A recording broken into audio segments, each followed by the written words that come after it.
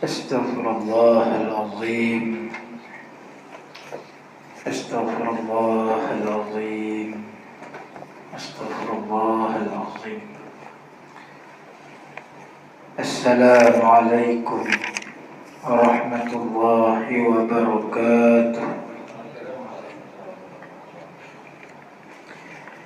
الحمد لله. الحمد لله الذي علم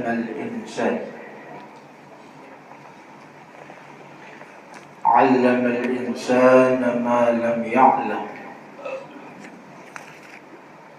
أشهد أن لا إله إلا الله وحده لا شريك له،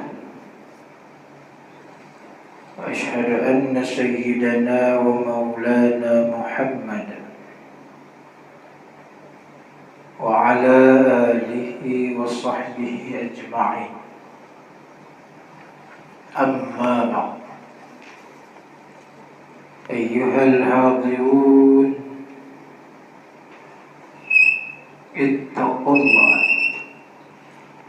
أوصيكم وإياي بتقوى الله، فقد فاز المتقون. Muslimin muslimat, tuan-tuan, puan-puan, hadirin hadirat. Pertamanya marilah sama-sama kita rapatkan rasa syukur kita kehadirat Allah Subhanahu wa taala. Kerana Allah Subhanahu wa taala masih memberikan kepada kita kekuatan iman. Dan alhamdulillah, kita juga bersyukur kehadirat Allah Subhanahu wa taala di atas segala nikmat-nikmat lain yang Allah kurniakan kepada kita. Dan sesungguhnya kita baru lepas yang merayakan Hari Raya Aidil Adha. Bagi yang buat ibadat korban, kita doakan mudah-mudahan ibadat korban yang kita buat itu diterima oleh Allah Subhanahu wa taala. Mudah-mudahan niat ikhlas kita buat ibadat korban tersebut sebagai tanda kita ni hamba Allah yang bersyukur kepada Allah Subhanahu wa taala. Hari ini kita dah masuk 18 Zulhijjah. Saudara-saudara kita yang piawai dah nak balik dah. Sehari dua lagi akan balik dah. Kita doakan mudah-mudahan mereka juga akan mendapat haji yang mabrur, insya-Allah. Muslimin muslimat yang dirahmati Allah sekalian, dalam satu hadis Nabi sallallahu alaihi wasallam, an Abi al-Abbas Sahli ibn al-Sa'd al-Sa'idi radhiyallahu anhu قال جاء رجل إلى النبي صلى الله عليه وسلم فقال يا رسول الله زلني على عمل إذا عملته أحبني الله بني الناس. فقال النبي صلى الله عليه وسلم ازهد في الدنيا يحبك الله وازهد فيما عند الناس يحبك الناس، أو كما قال. Hadis sahih yang diriwayatkan oleh Ibnu Majah, hadis 4102. Muslimin muslimat yang dirahmati Allah sekalian. Jadi dalam hadis yang diriwayatkan oleh sahabat Nabi sallallahu alaihi wasallam yang bernama Abi Abbas bin Sa'd As-Sa'idi radhiyallahu anhu. Kata dia, ja'a rajulun ila Nabi sallallahu alaihi wasallam. Kata dia, pada suatu hari telah datang seorang lelaki dan bertemu dengan Nabi sallallahu alaihi wasallam. Kata dia, ya Rasulullah. Dia jumpa dengan Nabi. Dia kata, ya Rasulullah, zullani ala amalin. Kata dia, ya Rasulullah, tunjukkanlah kepada aku suatu pekerjaan, suatu amalan. Iza amiltuhu ahabani Allahu wa ahbani an-nasu. Tunjukkanlah kepada aku satu pekerjaan jika dikerjakan oleh aku, ia akan mendatangkan kasih Allah dan juga akan dicintai oleh manusia. Dia mai kat Nabi. Dia tanya Nabi, ya Rasulullah, beritahulah kepada aku, tunjukkanlah kepada aku satu benda, satu amalan yang mana kalau aku ada amalan itu pada diri aku akan dikasihi oleh Allah dan juga aku akan disukai oleh manusia.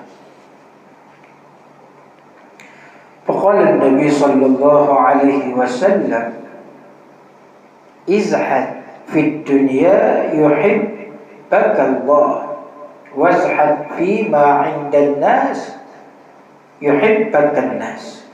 Nabi kata kepada dia, zuhudlah engkau akan dunia,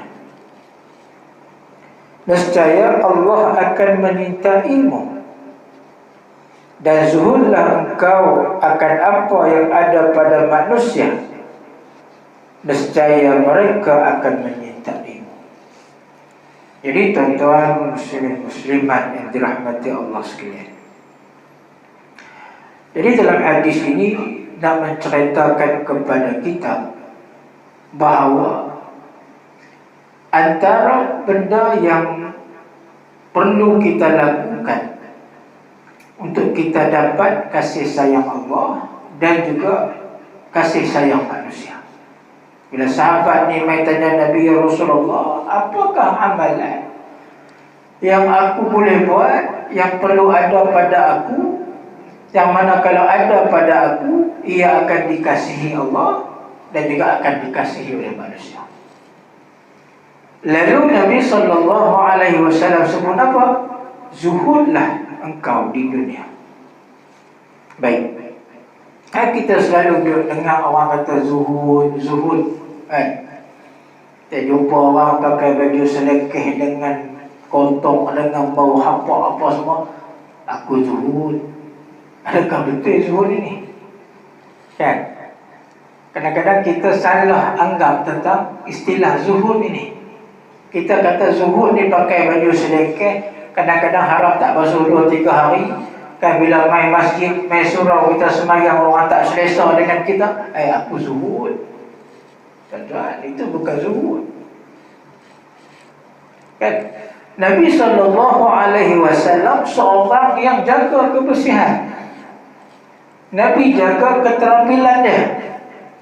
Nah, kalau kita baca dalam kitab Syama'il Muhammadin, macam mana diceritakan tentang peribadi Nabi. Nabi tak pakai baju selekeh. Walaupun baju tak baru, tapi kemah Nabi. Rambut Nabi bukan yang usuk masam macam kita. Nabi ni dikatakan dalam pakit Nabi ni boleh kata sentiasa ada sikat. Rapi rambut Nabi. Jadi nak abang kata istilah zuhud ni bukan maksud pakaian yang selekeh, diri yang tak terurui, tak mau dunia apa semua ni. Baik. Apa yang dimaksudkan dengan sifat zuhud ini? Dia kata zuhud sebenar bukan berarti meninggalkan dunia atau langsung tidak berharta. Maksud orang yang zuhud ni bukan maksud dia tinggal dunia semua, tak maulah ke dunia ni. Kalau orang Islam semua tinggal dunia, maka miskinlah kita. Kan sedangkan pada zaman Nabi, para sahabat Nabi ada yang orang kata bukan dekat jutawan, bilion pun ada. Sayyidina Abdul Rahman bin Auf, seorang sahabat yang kaya-kaya. Sayyidina Osman juga sahabat yang kaya. Dan banyak lagi sahabat-sahabat yang kaya yang mana mereka ini antara penyumbang kepada perjuangan Nabi. Bila nak berlaku satu-satu peperangan, mereka inilah yang infakkan sebahagian daripada harta mereka. Dan Islam bukan agama yang anti kepada harta benda. Islam bukan anti kepada kekayaan. Betul? Kalau tinggal ke semua harta benda, macam mana kita nak tunaikan salah satu rukun Islam, iaitu apa dia? Menunaikan haji. Kita digalakkan menjadi orang yang ada harta supaya dengan harta kita boleh bantu saudara kita yang susah dengan mengeluarkan zakat. Sebab itu dia kata zuhud sebenarnya bukan arti meninggalkan dunia atau langsung tidak berharta. Zuhud yang sebenar ialah menjadikan dunia dan kemewahan hidup sebagai matlamat hidup. Dia kata orang yang betul-betul zuhud adalah orang yang mana dia ada matlamat hidupnya. Apa matlamat hidupnya? Yang kita dah baca doa, Rabbana atina fid dunya hasanah wa fil akhirati hasanah wa qina azabannar. Ini matlamat hidup kita. Kita nak di dunia kita hasanah, iaitu apa dia? Dunia pun kita senang, kebaikan, kita dapat kebaikan dunia kepada kita, dan di akhirat juga kita mengharapkan kebaikan kepada kita. Kalau orang ada dua matlamat hidup ni, sempurnalah hidup dia. Maksudnya apa? Di dunia dia jaga apa batasan-batasannya, apa tujuan dia. Dia kerja, apa kata, kerja kuat, cari harta. Ada matlamatnya. Matlamatnya apa dia? Untuk dia guna harta benda dia, untuk dirinya, untuk keluarga dia, untuk agama dia, dan juga untuk segalanya. Untuk apa? Mengharapkan balasan. Ad-dunya mazru'atul lil akhirah. Dunia itu sebagai tempat bercocok tanam. Untuk apa? Hasilnya untuk dituai di hari akhirat nanti. Baik. Dia kata apa? Zuhud yang sebenarnya tidak menjadikan dunia dan juga kemewahan sebagai matlamat hidup, walaupun kekayaannya memenuhi dunia seumpamanya yang terjadi pada jutawan zaman Rasulullah sallallahu alaihi wasallam, seperti Abdul Rahman bin Auf, kerana matlamat hidup seorang mukmin ialah Allah dan keredaannya dan bukan harta benda selainnya. Maksudnya apa? Orang yang zuhud adalah itulah. Di dunia dia jaga.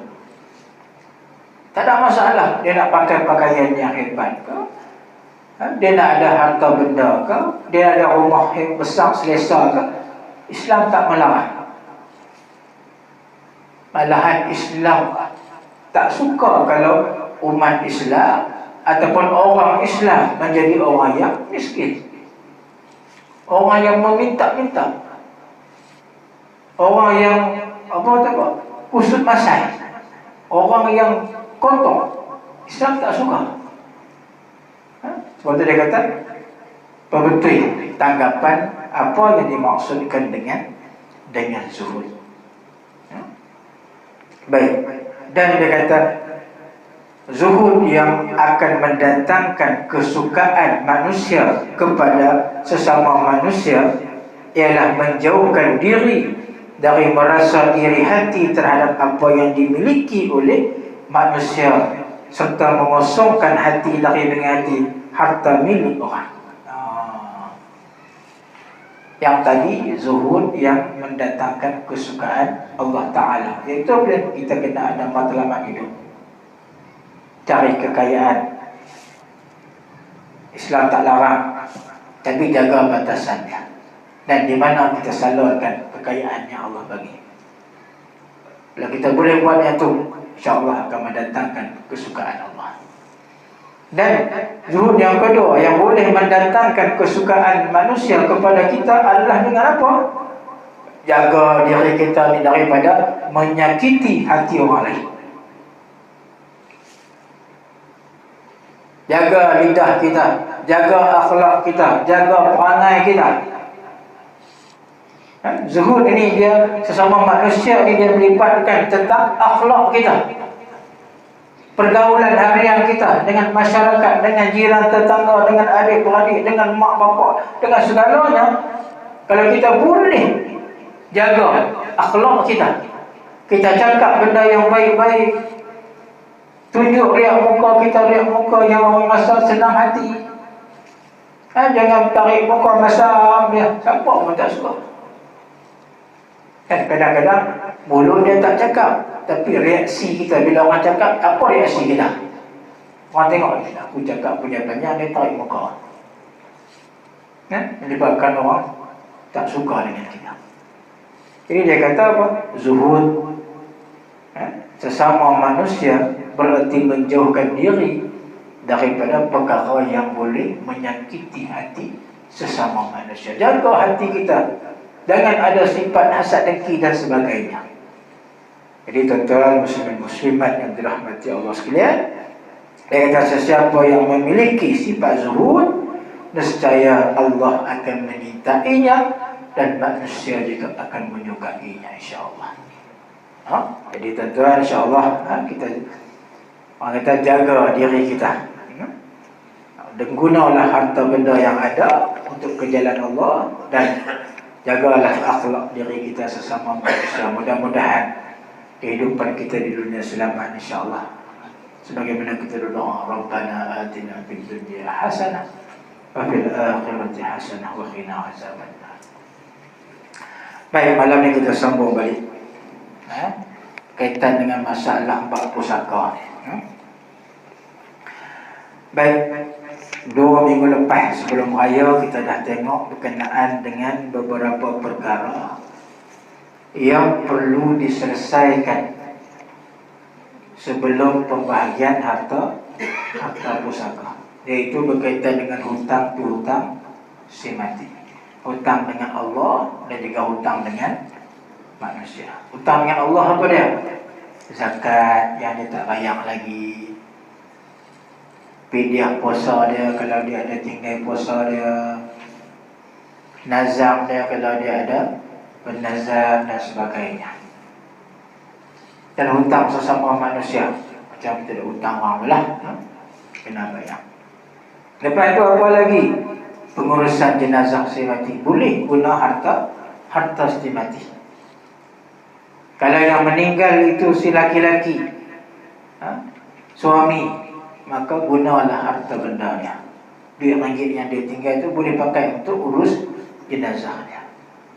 Dalam mazhab kita, bagi seorang isteri, bila dia meninggal, suami dia bertanggungjawab untuk menguruskan jenazah dia. Kena guna duit suami dia. Kalau suami dia seorang yang berharta, ada duit.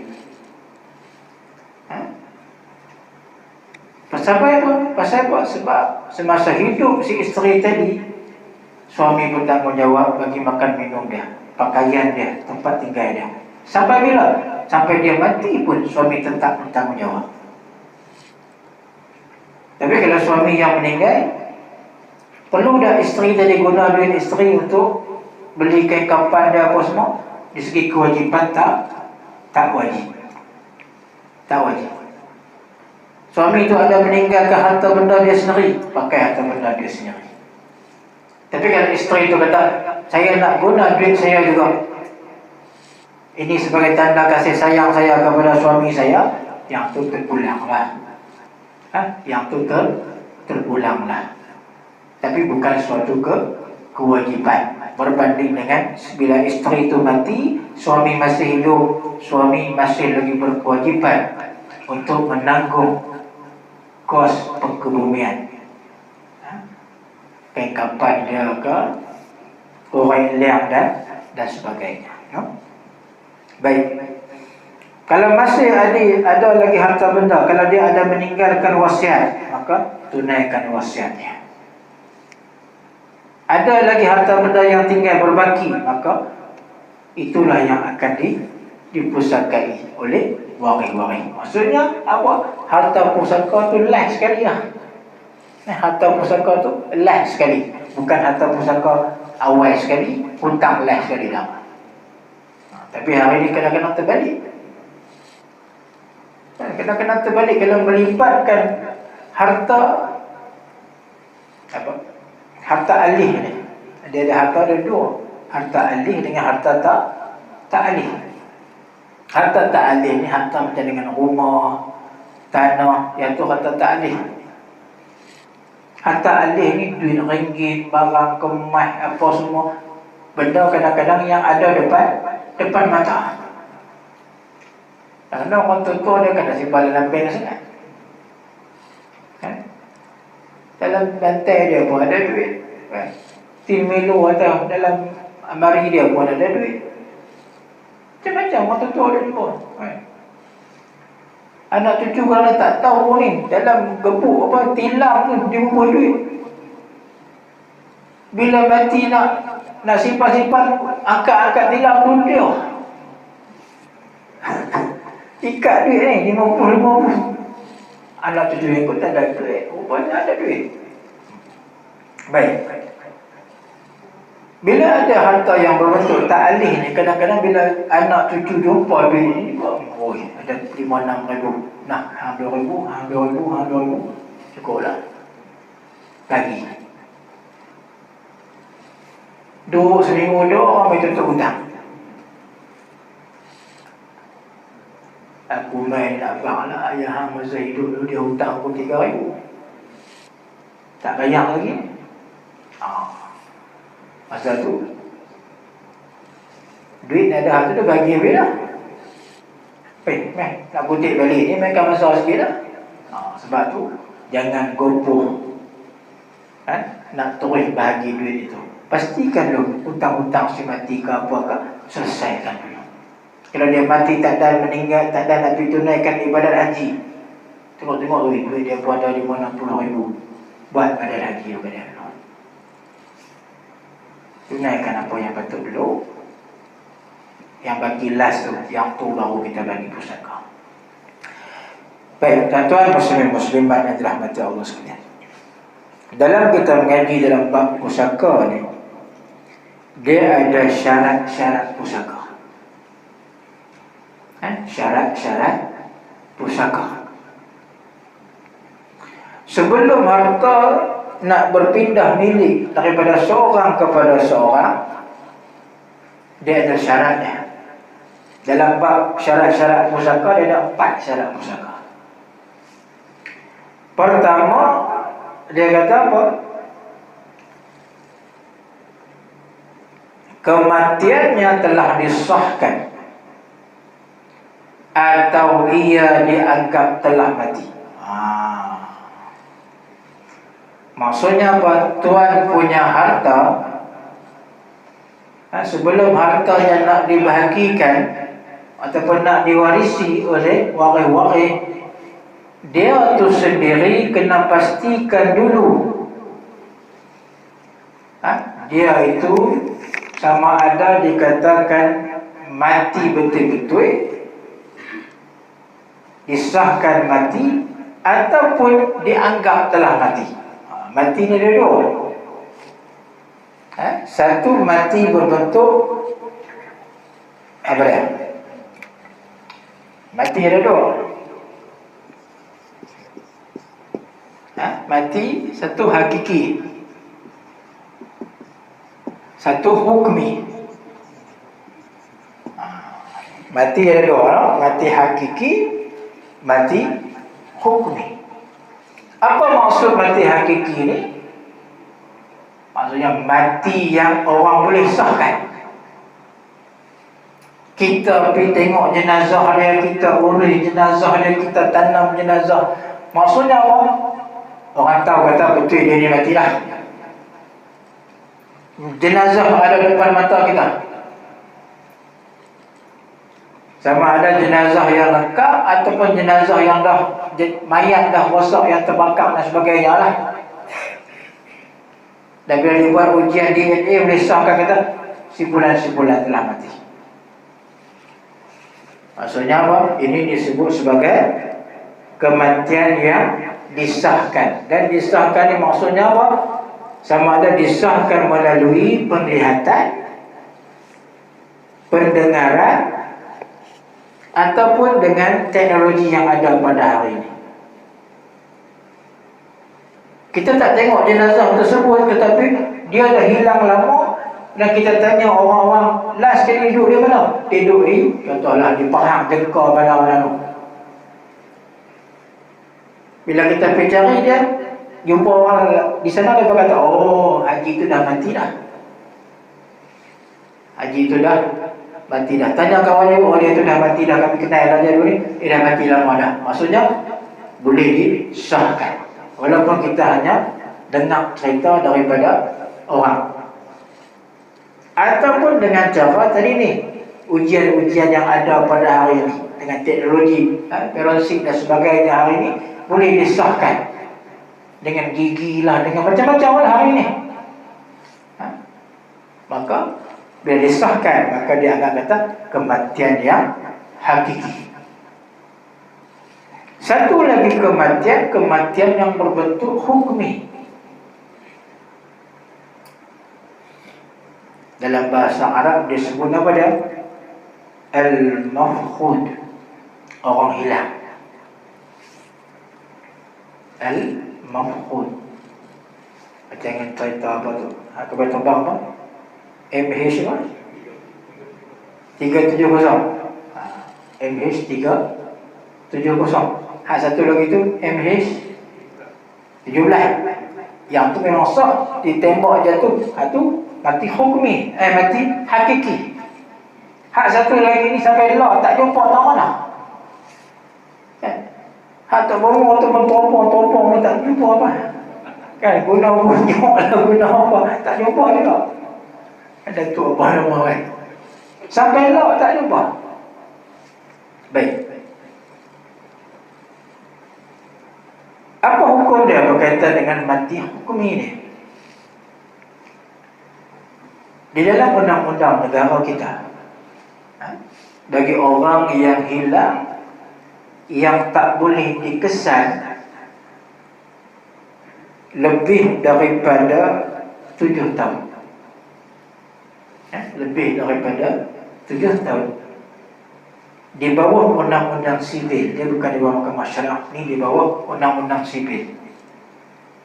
Kalau tak salah saya di bawah section 108 Akta Keterangan 1950, ataupun dikenali sebagai Akta 56, memperuntukkan mana-mana orang yang dah tak dapat dikesan ataupun tak dapat tak didengar berita dia lebih daripada 7 tahun, maka ahli keluarga dia boleh buat satu permohonan di Mahkamah Tinggi Sivil untuk dihukumkan kata dia telah mati. Dia telah mati. Kata dia hilang, tak dapat dikesan, pergi cari, keluar iklan dan suabak pun tak main jumpa apa semua ni. Lebih pada 7 tahun boleh filekan permohonan di mahkamah untuk mahkamah isytiharkan kata dia telah meninggal di segi hukmi ataupun anggapan kematian. Bila mahkamah puas hati di atas keterangan saksi apa semua ni, maka mahkamah akan hukumkanlah pada hari hukuman itu dijatuhkan. Contohnya kalau hari inilah hakim tu buat keputusan, walaupun hilang daripada tahun bila? Tahun 2015 lagi, contohlah. Contohnya dia hilang daripada tahun 2015. Lah 2022. Bukan 7 tahun lah. 7 tahun. Baik. Hari ini hakim dah dengar semua keterangan apa semua saksi-saksi yang dikemukakan, kata kami tak dapat cari, dah buat macam-macam usaha, iklan akbar lah apa semua, cari dalam apa BRIM lah apa semua tak ada kan, LHDN lah apa semua tak ada maklumat tentang diri dia ni. Maka hari ini contohlah, hari ni berapa? 17 bulan 7 dihukum, kata dia telah dihukum sebagai seorang yang telah mati hari ini. Maka hari inilah hari kematian dia. Hari inilah hari kematian dia. Walaupun dia dah hilang daripada tahun 2015. Contoh dalam tempoh 2015 ni banyak berlaku kematian ni. Ada anak dia dah mati dah lapar semua ni. Ada anak mati tahun 2018, ada seorang mati 2020, ada seorang mati. Hak hidup ada lagi. Baik, jadi hak mati kena tulah ni dapat pusaka tak? Tak dapat. Tengok ni. Pasal apa? Mereka dianggap telah mati dulu pada kawan ni. Kawan ni baru mati pada 17 bulan 7. Faham tak? No? Macam orang mati biasa lah. Kalau tarikh mati dia 2015, macam orang mati yang biasa, mati hakiki ni, mati yang orang boleh saksikan dia mati, maka kira tarikh ni lah. Kalau hari ni baru mati, kira hari ni dah dia mati. Yang mati sebelum tu dia anggap kata mereka ni semua mati dulu pada dia.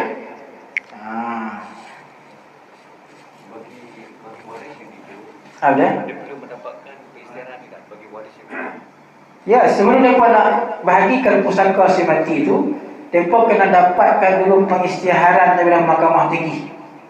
Contohnya duit tabung haji dia ada, tanah dia ada, apa semua ni, sebelum nak boleh ditukar nama kepada waris-waris dia, kena dapatkan dulu pengisytiharan kematiannya.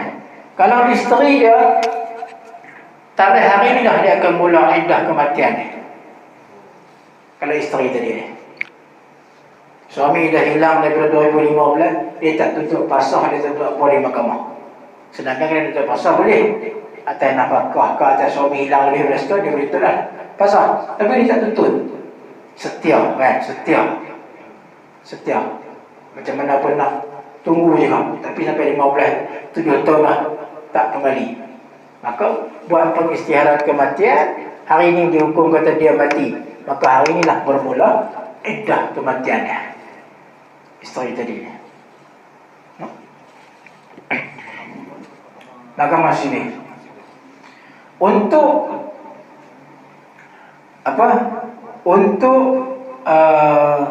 harta hanya berkuasa mahkamah sivil saja yang berkuasa untuk isytiharkan kematian.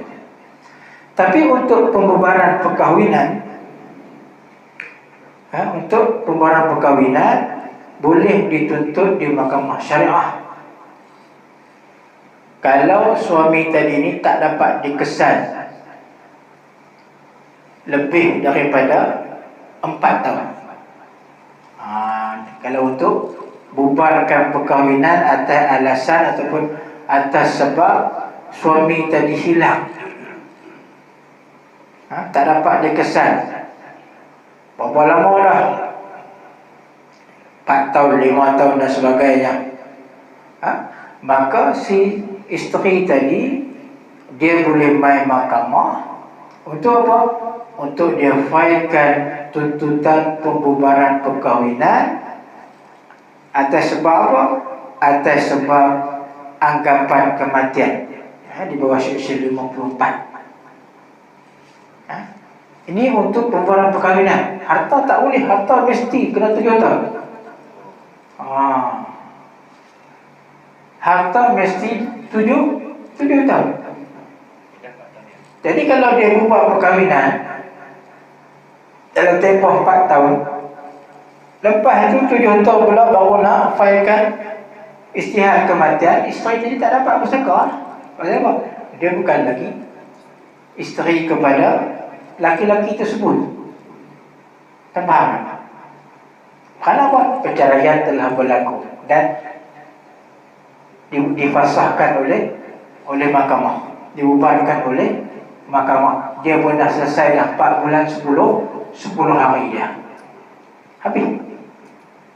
Lepas 7 tahun barulah anak-anak ke siapakah buat untuk pengisytiharan kematian pula, untuk proses harta pusaka.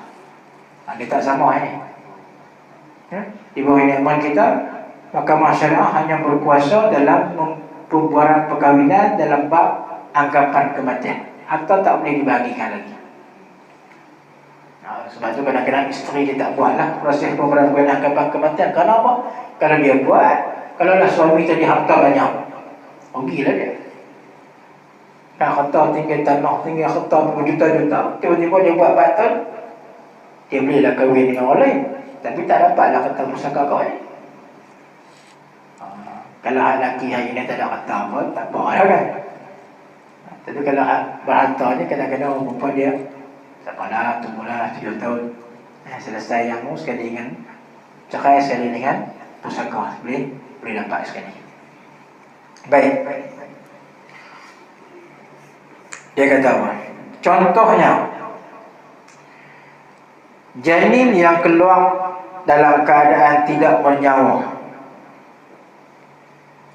ketika ibunya masih hidup, atau janin yang keluar dalam keadaan tidak bernyawa setelah kematian ibunya disebabkan jenayah yang dilakukan ke atas ibunya. Penyebab kematian janin ini wajib dikenakan qurrah. Qurrah ni apa dia? Denda lah ataupun ganti rugi lah. Oleh itu, janin itu dianggap masih hidup sebelum peristiwa tersebut dan kematiannya dianggap disebabkan jenazah yang dilakukan ke atas ibunya, maka ibunya berhak mewarisi qurrah tersebut. Baik. Dia kata apa? Dalam bab kematian ni, contoh kalau ada seorang perempuan, dia mengandung, dia mengandung, tiba-tiba ada orang piduk cederakan dia ataupun orang kata tumbukkan, tendang perut dia ke apa-apa, sampai bayi ataupun janin dalam kandungan dia mati, gugur dan sebagainya. Sakitlah bila keguguran ni, sakit. Dan dosa mak pun mati. Baik. Perbuatan ataupun mak hidup, mati atau mak hidup. Perbuatan orang yang mencederakan atau orang yang menyebabkan bayi dalam kandungan tu mati tu, budak dari segi hukum jenayat syari'i, orang tadi ni boleh dikenakan hukuman apa dia? Qisas. Qisas. Kalau dia buat sampai perempuan tu mati ke, tuan, dia kena, kalau dia nak dibebaskan, kalau keluarga kata tak apa, kami maafkan dia dengan syarat dia kena bayar diat ataupun qurrah tadi ni 100 ekor unta. 100 ekor unta, nak tebus nyawa ni. Bayangkan 100 ekor unta. Kalau unta lah sekor 20,000, lembu pun 5-6 ribu lah kan. Kita ambil 10 ribu lah kan, 10 ribu lah kali dengan 100, berapa? Lebih kurang sejuta lah. Lebih kurang sejuta. Sejuta itu yang dapat itu akan diwarisi oleh mak dia, ayah dia dan sebagainya. Baik. Ataupun seorang yang dianggap mati secara hukmi, iaitu secara hukum dia dianggap mati. Contohnya seorang hakim berdasarkan penilaian ijtihad beliau mengesahkan kematian seseorang yang hilang tadi ni. Buat segala usaha cari tak jumpa dan apa semua, hakim perhati, maka hakim akan hukumkan dia telah mati. Maka bila dia telah disahkan mati secara hukmi dan juga secara hakiki, harta dia automatik bukan lagi harta dia. Harta-harta dia akan pergi kepada waris-waris. Sebab tu kata bila mati saja dia, segala harta yang ditinggalkan bukan lagi harta dia.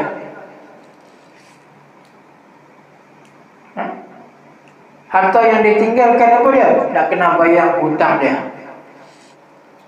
Digunakan untuk proses pengurusan jenazah dia. Selesaikan wasiat-wasiat dia. Ada yang lebih lagi, maka waris akan mewarisi harta yang dia tinggalkan. Tak ada seorang pun boleh klaim kata, ni, saya ni anak tunggal. Contohnya kalau perempuan lah, saya ni anak tunggal ayah saya. Segala pakaian ayah saya tu, saya nak ambil kesemuanya. Ini adalah nak jadi orang tu, tanda orang tu, sentimental value dia lah. Kain ayah dia, sorban ayah dia, apa semua, mutu cabut ayah dia, semua dia nak ambil. Ni hak ayah saya, bukan hak ayah hang tau. Bila mati saja, bukan lagi hak dia dah.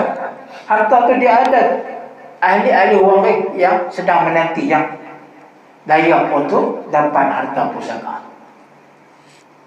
Kalau waris lain kata, kami pun nak juga. Pak Melangkan ke, adik-beradik ke apa semua, yang berhak atas pusaka, kami tak mau bagikan hang semua, kami pun nak juga. Maka kita kena bagilah, itu hak dia. Tak boleh nafikan. Tak boleh kata mereka ni orang tahu apa? Istilah dia panggil apa tu? Pelahap. Kata ayah aku boleh benak juga. Hampa dah sudah lah. Jaga kata hampa sudah lah. Ni saya kata ayah aku pun nak ambil lagi ni. Bukan istilah tu dah. Mereka ada sebahagian daripada ahli waris. Walaupun mereka peringkat jauh sekalipun, kalaulah mereka waris, kena bagi. Kena bagi. Walaupun peringkat sepupu sekalipun. Dan ada bila kawan tu mati, si mati ni dia mati, dia tak ada anak laki-laki. Ni katanya bila tak ada anak laki-laki ni, dia akan pergi ke waris yang jauh lah. Bila dia mati, dia cuma tinggal contohnya anak perempuan seorang ya. Anak perempuan seorang. Ibu bapa dia pun dah tak ada lah, mati habis dah.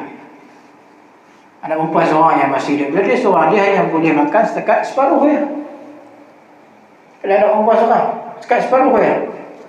Kalau dua orang, 2/3. Maka kalau separuh, lagi separuh lah baki dia, tidak? Kalau 2/3, lagi baki 1/3. Nak pergi ke siapa ni? Nak pergi ke siapa? Mahkamah kita akan siasat. Si mati ni ada berapa beradik? Saudara dia lah. Berkata dia pun anak tunggal juga. Dia pernah tak banyak kan? Dia pun anak tunggal juga. Maka kita akan cari ni pula. Bapa kepada si mati pula berapa beradik? Berapa beradik? Dia berkata ada lah seorang tu Pak Lang ni kot. Maksudnya saudara laki-laki bapa. Saudara laki-laki kepada bapa. Maksudnya pak mereka, saudara pak mereka, Pak Melangkan lah. Pak Lang ke Pak Su ke apa ke. Baik. Tapi Pak Lang ni dah mati dulu pada dia ni. Tapi dia ada anak laki-laki. Ni sepupu ni. Dia ada anak laki-laki. Yang layak makan cuma laki-laki, yang perempuan tak layak. Sepupu perempuan tak layak. Yang layak hanya sepupu laki-laki saja. Maka yang ni hak dia ni. Baki dia bila separuh, ini dia tuan dia. Kalau ni 1/3, inilah tuan dia. Kalau peringkat bapak, dia kata bapak pun tunggal juga. Macam cerita Datuk berapa dia orang. Dia akan kuih naik. Kalau tak ada, yang baki ni akan pergi kepada Baitul Mal. Barulah akan pergi ke Baitul Mal.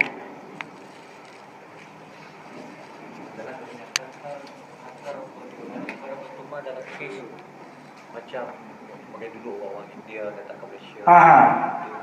Dia pun tak ada waris. Jangan Bangladesh ke apa dia kepengan. Di negara tu kan, dia tak ada orang, you know. Dia pun pandai, dia pun tangkap apa. Tak, orang luar lah, yang main Pakistan lah, apa semua kan, dia mati tak dapat dikesan lah. Ada barik dia. Dia duduk sini berniaga, ada harta dia. Jadi, dikira tak mana dia hidup, harta dia di mana, waris dia di sana pun tak dapat dicari dah, maka harta dia akan pergi kepada Baitul Mal. Karena orang tak ada waris. Tapi dia menikah, orang sini dapat anak, tak apa lah. Ataupun dia duduk di sana, boleh cari saudara dia di sana, maka harta dia akan dikembalikanlah kepada ahli keluarga dia, no? Weh, ke-9 lebih lah. Baik, jadi itu syaratnya. Yang pertama, untuk sebelum harta tu nak dibahagikan, pastikan mati dulu. Kalau mati main-main tak boleh. Dua mati dulu ke, minah mati dulu. Sat kawan ni mati, sat kawan ni hidup, sat. Naik pak motor, kawan ni hidup. Pak motor turun, naik pak motor. Kawan ni pula mati. Itu tak boleh. Kau lagi lah. Dia kena betul-betul pastikan mati dulu, baru harta itu boleh dipusakai. Sama ada berbentuk mati hakiki tadi, ataupun mati yang berbentuk hukmi. Tak boleh buat pandai-pandai ni. Kawan tu dah hilang dah, kita pergi mudah-mudah ya, kira mati ya. Kita yang buat hukuman kira mati ya. Ada orang dengar daripada cerita itu kata mati. Itu tak boleh dengar cerita dia. Kena betul-betul cerita yang kata macam ni, mati di jengka tadi ni. Pergi dia jengka, sema dengan orang sana. Oh betul, kami yang kebumikan dia, kata telah mati dah. Yang tu boleh pakai. Tapi kalau aku pun dengar juga daripada cerita kata mati dah, tapi tak tahu betul tak betul. Tak tahu betul tak ada kira lagi. Itu kena dapatkan pengisytiharan daripada mahkamah tinggi. Bila mahkamah hukumkan kata dia telah mati, berkuat kuasa perintah hukuman itu hari itulah dia dianggap telah mati. Kalau ada waris-waris dia, anak dia ke siapa ke yang mati celah-celah tu, dia pun dianggap kata orang yang telah mati dulu pada dia. Kemungkinan besar tak dapat pusaka lah. Kemungkinan besar tak dapat pusaka. Kecuali lah kalau dia meninggalkan anak laki-laki. Contohlah dia meninggalkan anak laki-laki seorang.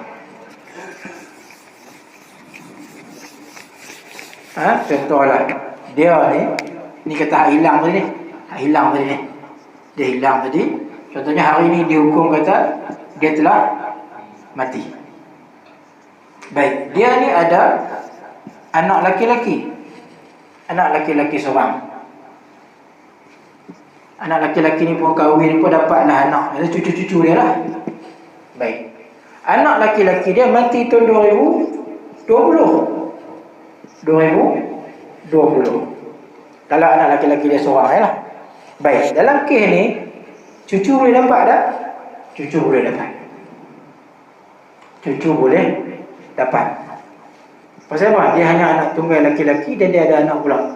Maka cucu daripada anak laki-laki, walaupun pak dia mati dulu pada tok wan dia, dihukum tok wan dia mati hari ni, pak dia mati tahun 2024. Pasal pak ni anak tunggal, tak ada waris lain, maka cucu ni boleh dapat. Tapi kalau dia banyak lagi anak laki-laki ni, ada lagi ni, boleh. Contohlah seorang, dua orang lagi ada, maka cucu ni tak dapat dah.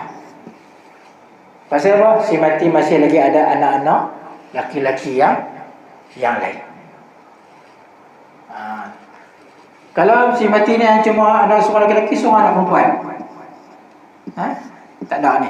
Ni mati dulu, perempuan dia akan ambil separuh, lagi baki cucu daripada anak laki-laki akan ambil. Tapi kalau anak laki-laki yang masih hidup ni, cucu-cucu ni tak dapat dah. Pasal apa? Masih ada waris yang lebih dekat dengan si mati cucu. Ini nombor 1, ini nombor 2. Dia punya tahap dia, ranking dia. Tapi kalau anak perempuan, dia akan ambil bahagian dia saja, 1/2 kalau seorang, lagi baki akan dihabis oleh cucu. Kalau cucu-cucu tak ada ni, dia akan pergi kepada saudara lah. Saudara tak ada akan pergi kepada pak menakan. Pak menakan tak ada pergi kepada sepupu. Saudara anak menakan lah, saudara tak ada. Kalau saudara mati dulu, ada anak menakan daripada saudara laki-laki, boleh. Nanti kita akan tengok pada waris-waris lah. Abang kata apa? Dalam bab patah titi ni, ada keadaan patah titi. Istilah patah titi ni, orang yang mati dulu pada si mati tu. Istilah ni kata patah titi lah. Ada keadaan dia boleh dapat, ada keadaan tak boleh dapat. Baik, insyaAllah kita berhenti tentang itu dulu. Minggu depan kita tengok pula syarat kedua, ketiga dan juga keempat berkenaan dengan sebelum harta pusaka nak dibahagikan. Dia ada syarat-syarat pusaka iaitu 4. Kita baru tengok 1, kematian tuan punya harta. Lepas kita akan tengok pula syarat kedua iaitu waris. Dan juga yang ketiga hubungan dan yang melayakkan untuk dapat harta pusaka. Wallahu alam. Ada sebelum saya tangguh kuliah kita, pukul nak tanya apa? Dia nampak kelihatan complicated kan? Memang pusaka ni memang dia teknikal banyak. Para ini dia kadang-kadang nampak hampir sama, tapi tak sama. Ada banyak kes dia makan. Pasal apa saya tak dapat? Saya pun cucu juga. Yang kes tadi lah. Masa Tok Wan mati, ayah kawan ni pun dah mati juga, mak kawan ni pun mati juga. Pasal apa pula sana dapat, kami tak dapat, kami pun cucu juga. Mereka, walaupun ayah mereka mati dulu, tapi ayah mereka lelaki, dapatlah. Mak kamu perempuan, jadi cucu daripada anak perempuan tak dapat pusaka. Walaupun tarah mereka sama cucu, tapi kawan ni cucu daripada anak laki-laki si mati. Kawan ni pun cucu daripada anak perempuan si mati. Mak mereka, ayah mereka mati dulu pada Tok Wan apa? Maka hanya cucu daripada anak laki-laki saja yang dapat. Baik. Kenapa hanya orang ini? Baik, insyaAllah kita tangguh pada minggu depan. Bisa tangguhkan dengan tasbih kafarah dan astagfirullah. Subhanakallahumma bihamdik, asyhadu an la ilaha illa anta, astaghfiruka wa atubu ilaik. Wal 'ashril insana lafi khusr illa alladziina aamanu wa 'amilus shalihaati wa tawassaw bil haqqi wa tawassaw bis sabr. A'udzu billahi minasyaitonir rajim. Bismillahirrahmanirrahim. Allahumma iftah 'alaina futuhal 'arifin bihikmatika wa shur 'alaina min khazain rahmatika. وذكرنا ما نسينا وعلمنا ما جهلنا برحمتك يا أرحم الراحمين والحمد لله رب العالمين. السلام عليكم ورحمة الله وبركاته.